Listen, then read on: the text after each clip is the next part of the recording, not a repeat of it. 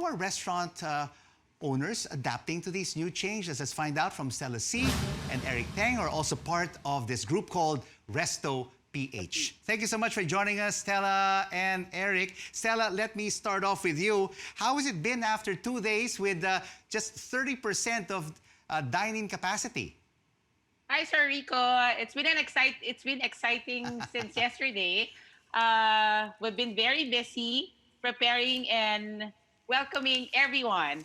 Yesterday, we met with GCQ and we showed and presented to the media how we prepared our stores. And luckily, we had a lot of diners yesterday, just 30%, an additional of 30%, and 50 to 60% of our sales yesterday was came from the diners.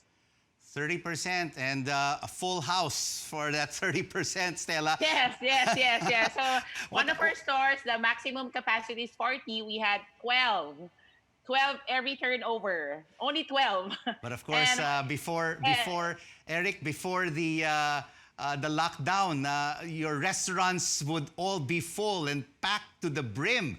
And you've already opened to all of your 20 branches. What was it like opening today, all of them? It's quite stressful. There's nothing like it. It's like Christmas and your first birthday all in one.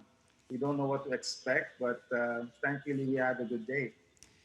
But does this really make business sense for you, Eric? Because I'm just taking a look at some of the pictures of your restaurants. I mean, just a third of the capacity. You're using electricity. You're using your air conditioning system. Your lighting. Does it really make business sense to open all of your branches with just 30% dining capacity? Well, 30% is better than zero, and I'm grateful to have today. Just to open safely, just to open responsibly, and have customers come to our restaurant. That's already a godsend for us. We've been waiting for this day for the last 3 months, so I'm just very happy that we got to this day. Even 30%, I'm quite grateful. That's true. 30% is better than nothing, Stella. But of course, you've already opened all of your 55 branches in all the GCQ areas. What lessons can be learned from the last 2 days that you could improve on over the next few days and weeks?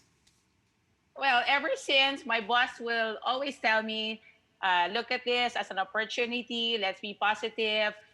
Let's be safe, and let's make sure that no one will get infected. So that is one thing that I've learned ever since lockdown. So we will always make sure that it is safe to dine in, and of course, like what Eric just said, 30 is always better than zero, and we have to start somewhere. That's why That's true. when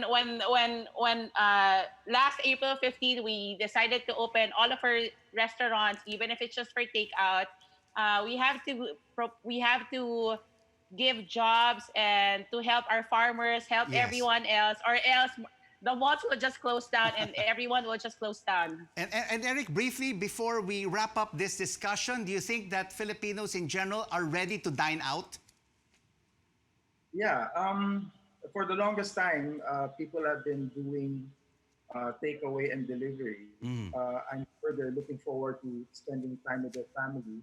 I've always said that you can order a Bible online, but it's not the same as going to church. And that's the same with the restaurant experience. You go to a restaurant not because of the food alone, it's also a gathering of friends and family.